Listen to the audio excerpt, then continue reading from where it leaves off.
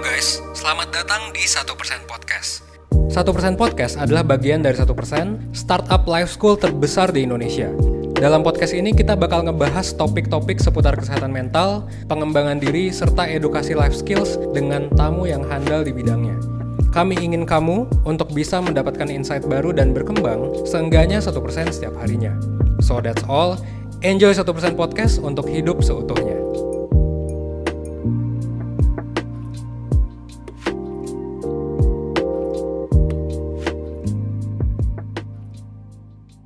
Halo Perseners, balik lagi nih di 1% Podcast. Kali ini bareng aku, Nadif, aku merupakan salah satu mentor di 1%. Perseners gimana nih kabarnya hari ini? Semoga dimanapun kalian berada dalam kondisi sehat-sehat ya. Nah di sini di tempatku lagi agak-agak mendung dari tadi dan jadinya membawa ingatan gitu ya. Dulu itu pernah nih aku punya pengalaman lagi di situasi dimana aku tuh merasa gak enakan nih sama orang. Jadi pada saat itu aku sedang merasa lelah, tapi ada orang yang minta bantuan nih gitu. Karena aku ngerasa gak enak, jadinya aku ya udah aja mengabaikan perasaan tidak nyaman aku itu gitu. Dan akhirnya pada akhirnya walaupun membantu, jadinya ada perasaan yang tidak nyaman nih setelahnya gitu. Nah ini nyambung juga nih dengan topik yang akan kita bahas di episode kali ini, yaitu mengenai personal boundaries nih. Nah tapi di sini aku nggak akan sendiri, di sini juga aku udah ditemenin sama Kak Inta nih. Halo Kak Inta. Halo Kak Nadif. Suara kamu enak banget didengarnya ya. Kayak penyiar radio ya. Berasa kayak lagi di radio ya Kak Inta ya. Iya gila. Kayak adem gitu rasanya. Waduh. Kak Inta gimana kabarnya nih Kak? Baik, puji Tuhan. Apa kabar Kak Nadif? Baik juga nih Kak, alhamdulillah. Oke, Kak Inta, tadi aku habis ngebahas sekilas gitu ya, terkait pengalaman waktu aku sempet nih ngerasa gak enakan gitu ya, dan mungkin Kak Inta dan Persenas di sini pernah mengalami hal yang serupa gitu, apalagi sebagai orang timur ya, orang Indonesia, mungkin akan pekat juga nih kita merasa gak enakan nih. Terus jadinya nyambung ke pengalaman aku yang jadinya tuh mengabaikan rasa gak nyaman aku nih Kak, karena dari akunya tuh merasa gak enak ya udah aja gitu ya, membiarkan hal tersebut. Nah sebenarnya itu fenomena itu tuh sering terjadi gak sih Kak Inta? Yang berhubungan dengan personal boundaries kayaknya kalau kita ngomongin kecenderungan orang Indonesia untuk gak enakan kayaknya memang lumayan sering gitu ya. Apalagi kalau dikaitkan dengan bagaimana kita peduli terkait apa yang orang lihat terhadap diri kita kan. That's why kita jadinya gak enakan gitu. Kalau misalkan untuk aku personally, my experience tuh kayaknya dulu berhubungan ke, intinya tiba-tiba aku kayak dikelilingi oleh orang-orang yang lagi gosip gitu.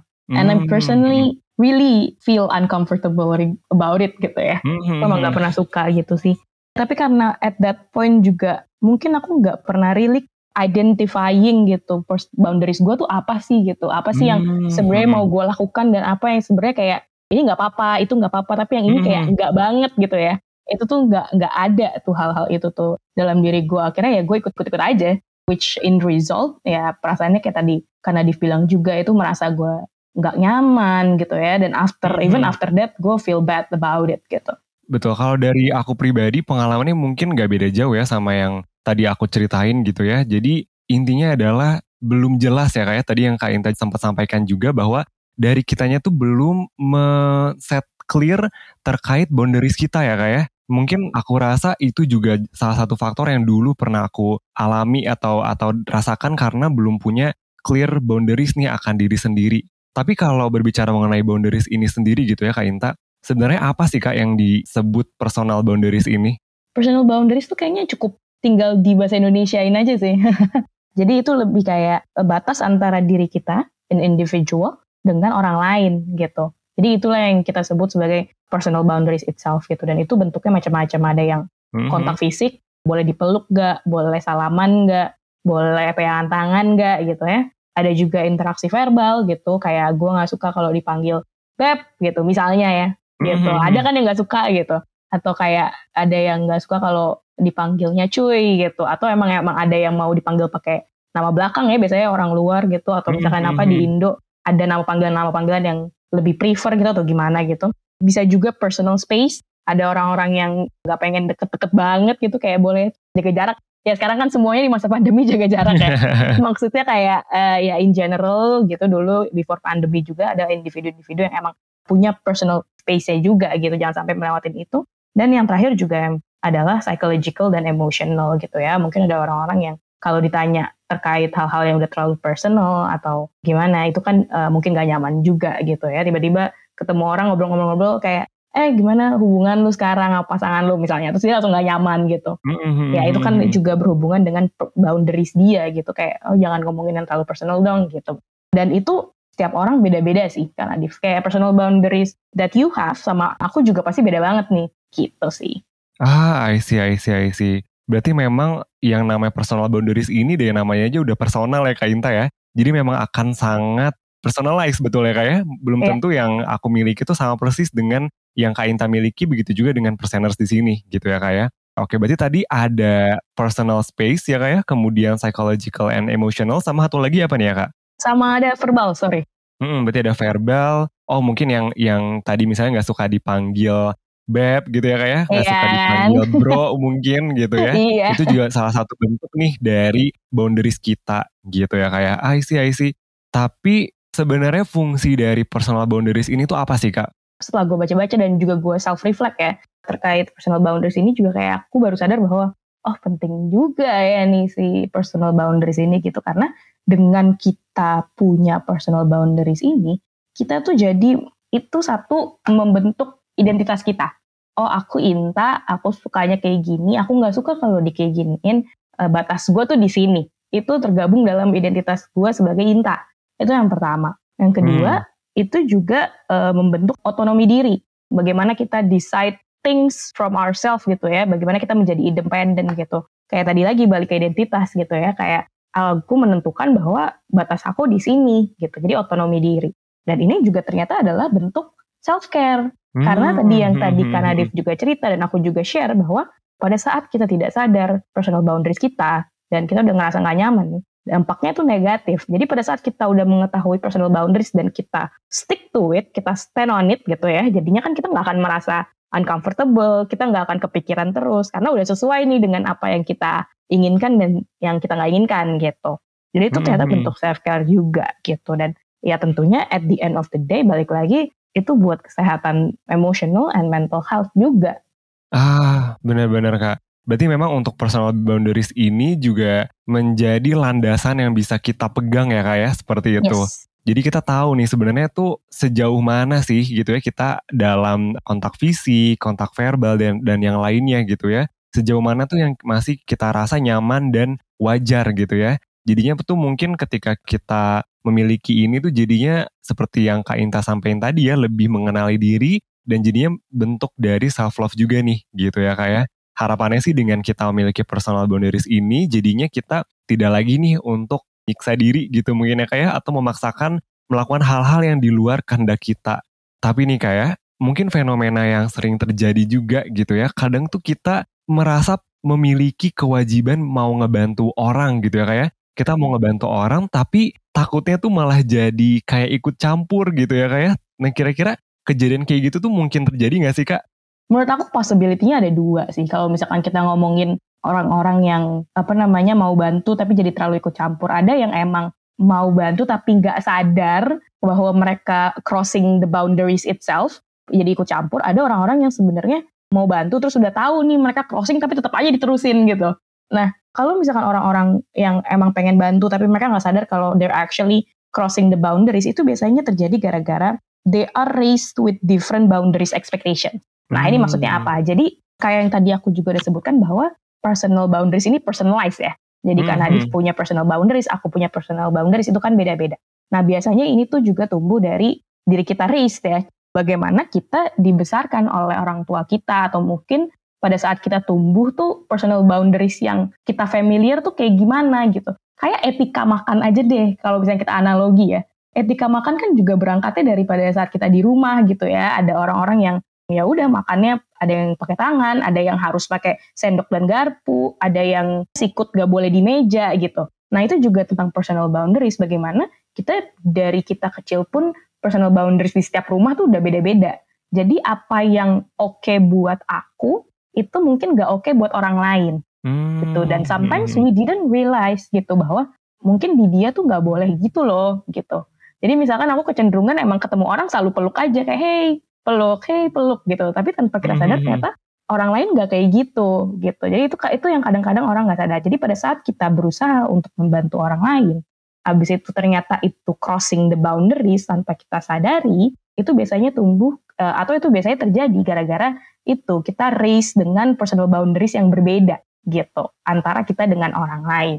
Jadi maksudnya baik kok gitu karena mereka pengen bantu kan sebenarnya. Tapi ternyata boundariesnya beda nih gitu. Jadi agak yang satu pengen bantu, yang satu kayak kok lu crossing my boundary sih gitu.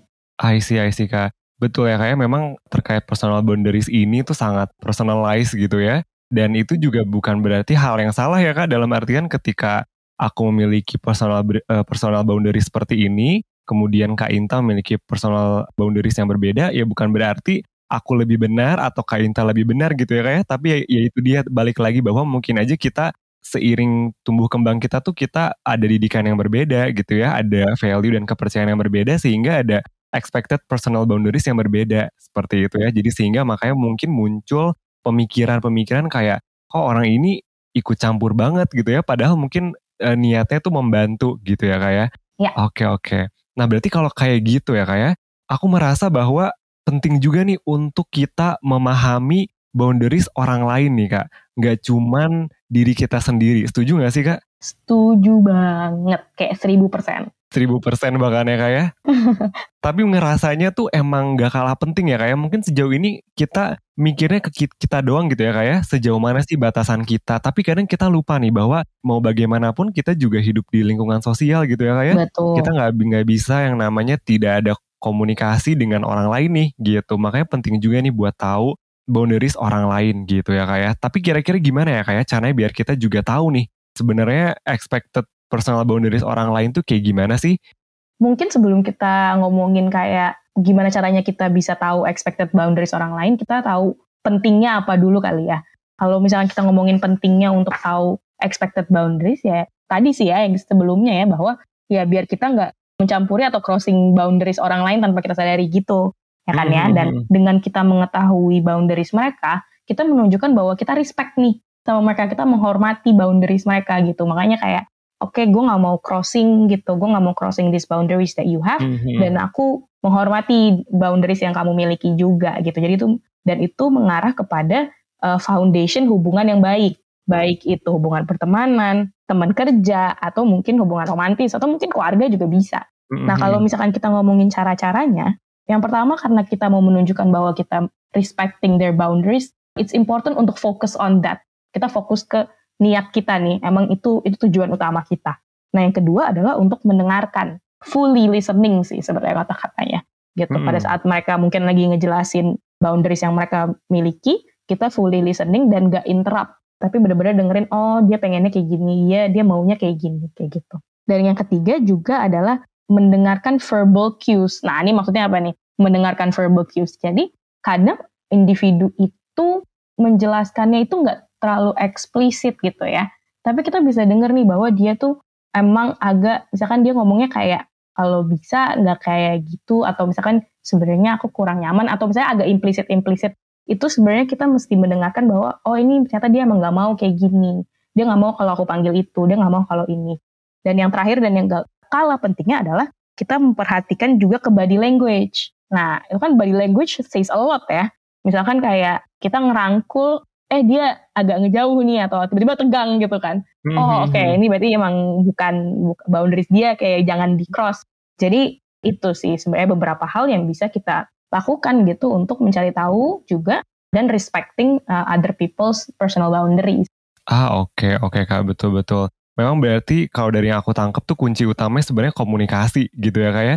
Dan dalam prosesnya itu kita coba benar-benar amati sebenarnya pesan apa sih yang mau mereka sampaikan terkait personal boundaries mereka. Jadi harapannya kita juga bisa menyesuaikan nih gitu dengan batasan yang mereka miliki gitu ya Kak.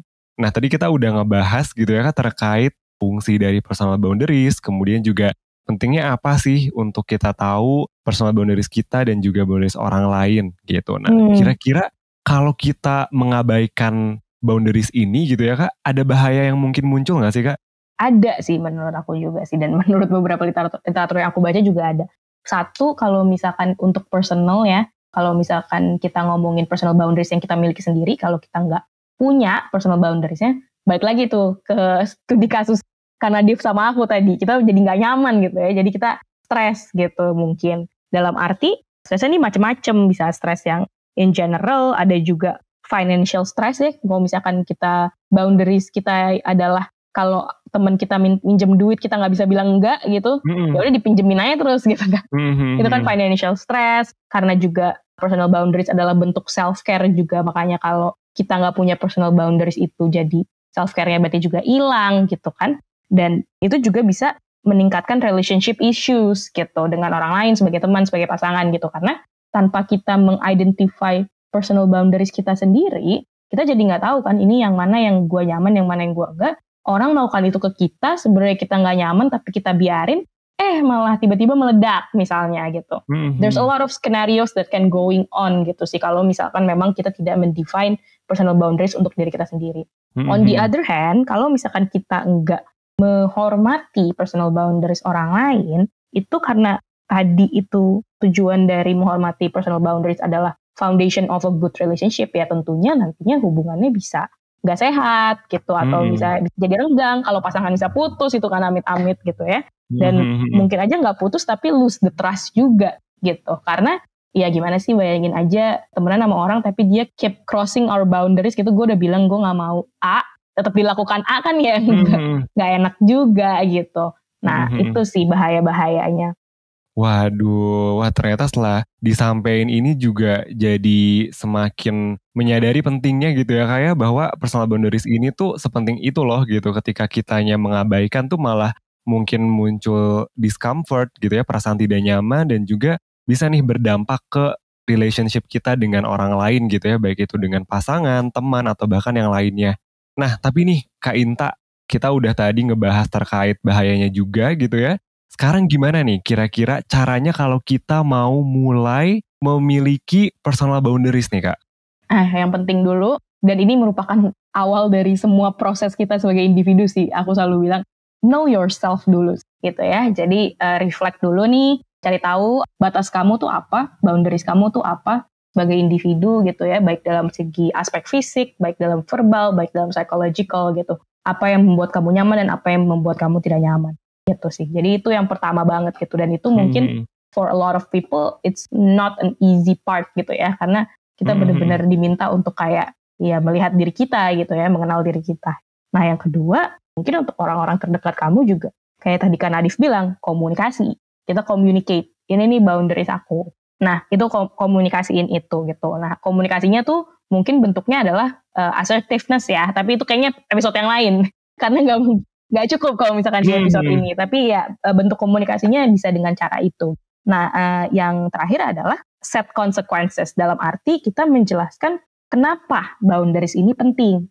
Kalau misalkan contoh ya, kayak aku nggak mau kalau misalkan dirangkul gitu misalnya, terus kita ngejelasin kayak karena itu membuat aku nggak nyaman gitu, karena aku misalnya kayak it's actually personal for me kayak gitu. Jadi kita menjelaskan nih ke orang-orang terdekat kita boundariesnya apa dan mengapa itu penting buat kita. Gitu sih kalau misalkan dari sisi aku. Oke Kak Inta, itu sebenarnya dari yang Kak Inta sampaikan udah sangat benar gitu ya, bahwa kuncinya banget gitu ya adalah know yourself dulu. Coba kita refleksikan sebenarnya hal-hal apa aja yang memang kalau bahasanya Marie Kondo gitu ya Kak, yang sparks joy gitu ya, yang sebenarnya tuh memberikan kebermaknaan nih buat kita gitu, dan mungkin hal mana yang justru memberikan rasa tidak nyaman gitu, itu dulu sebenarnya ya. Nah tapi ternyata kita kalau hanya lakukan proses refleksi aja tuh nggak cukup ya kayak, kita perlu mengkomunikasikan juga nih gitu perseners. Jadi biar sama-sama diri kita paham, orang lain juga paham gitu harapannya terkait si boundaries ini. Kemudian gimana sih caranya nih Kak kita menghadapi kalau ada yang udah mulai nyerempet ke boundaries kita tuh, kira-kira ada tips nggak nih Kak? Apalagi sebagai mungkin perseners ini ada yang orangnya nggak enakan juga gitu ya Kak ya. Kira-kira ada tips nggak sih untuk menghadapinya? Oke, menarik banget ya. Apalagi kita tadi yang Kak Nadif juga openingnya bahwa kita punya kecenderungan nggak enakan ya. Susah gitu untuk ngomong kayak, jangan gitu. Mungkin yang pertama agak mirip ke gimana cara membentuk boundaries untuk diri kita sendiri. Dalam arti kita identifikasi dulu nih, apa perilaku dari pihak eksternal yang sudah melewati boundaries yang kita miliki. Apakah ada dari kata-kata dia, apakah ada perilaku dia, atau apa gitu ya. Secara spesifik, oh ini. Jadi kita pinpoint nih, apa yang membuat kita tidak nyaman, apa yang sudah crossing our boundaries, itu yang pertama. Yang kedua, memang udah kunci nih, kita bilang, kita komunikasikan. Nah, balik lagi, ini memang yang susah ya, perseners, karena tadi kita punya kecenderungan gak enakan, dan so on and so forth, gitu. This is not an easy part untuk kita ngomong kayak, you're actually crossing my boundaries loh. Tuh, kamu udah melewati boundaries aku. Kalau misalkan dia memang sebelumnya gak tahu, kalau kita punya boundaries itu, ya mungkin jadi bisa kasih tahu, gue punya loh boundaries ini. Tapi kalau misalkan mereka udah tahu sebelumnya, tapi they keep crossing it, itu kan sebenarnya yang menjadi isu kan. Nah, itu yang kita perlu komunikasikan gitu ya. Kayak, lu crossing our boundaries. Nah, kalau misalkan tadi yang kita omongin, yang menjadi isu adalah pada saat dia udah tahu tapi tetap kok nih orang tetap crossing the boundaries terus, ada dua hal yang bisa dilakukan. Yang pertama, kita review nih personal boundaries kita. Dan kita review juga hubungan kita dengan orang itu. Apakah boundaries kita mau di-compromise gitu, dan seberapa penting sih ini orang di hidup kita gitu untuk kita nge-compromise boundaries kita gitu. Sebenarnya personal boundaries kan values ya. Tapi kalau misalkan memang ini ternyata mungkin dia punya alasan yang oke gitu, misalnya we don't know. Mungkin alasan dia adalah kayak karena aku pengen tahu misalkan pasangan, tapi aku pengen get to know you more, makanya aku tanya tentang childhood, aku tanya tentang apa gitu. Dan menurut kamu kayak oh oke, nih orang emang penting buat aku dan kayaknya bisa nih personal boundaries aku compromise sedikit-sedikit. Oke, gak apa-apa, that's your choice. Tapi in the other hand, kalau misalkan menurut kamu kayak enggak, personal boundaries aku harus tetap ini gak bisa di-cross gitu. Gak bisa di-compromise juga gitu for me gitu. Gue gak akan comfortable untuk nge-compromise ini. Ya berarti mungkin perlu di-consider untuk meminimalisir kontak dengan orang itu. Karena pilihannya itu bahwa personal boundaries kita tetap di-cross sama orang ini terus-menerus.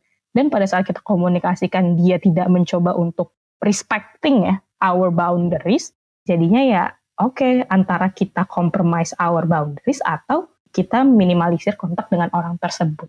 Betul-betul, memang balik lagi ya kayak kuncinya itu sebenarnya di komunikasi itu gitu ya kayak. Yes. Tapi memang ada hal-hal yang sebenarnya mungkin bisa kita kompromikan ya kayak. Tapi balik lagi dengan personal boundaries dan juga relationship kita sama orang itu gitu ya kayak. Jadi mungkin ada hal-hal yang bisa kita kompromikan gitu ya selama memang masih sejalan dengan boundaries kita dan juga sekiranya masih karena ada hubungan nih gitu ya, hubungan baik dengan orang ini misalnya. Waduh, ini seru banget nih ya Kak sebenarnya untuk topik kita kali ini, tapi lagi-lagi waktu yang memisahkan gitu ya Kak ya.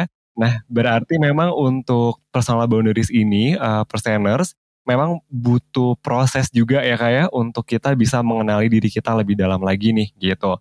Jadi teman-teman harapannya bisa dimulai dulu nih perseners untuk coba tahu dulu hal-hal apa aja sih yang sebenarnya bikin atau membuat rasa nyaman dan juga munculkan rasa tidak nyaman nih. Nah itu dulu tuh yang mungkin bisa perseners coba gali gitu ya. Kemudian bisa coba untuk dikomunikasikan dulu gitu. Harapannya hal ini juga bisa memudahkan nih ke depannya dalam interaksi dengan orang lain. Harapannya mereka juga lebih aware nih gitu bahwa oh kita sebagai individu gitu ya punya personal boundaries juga loh.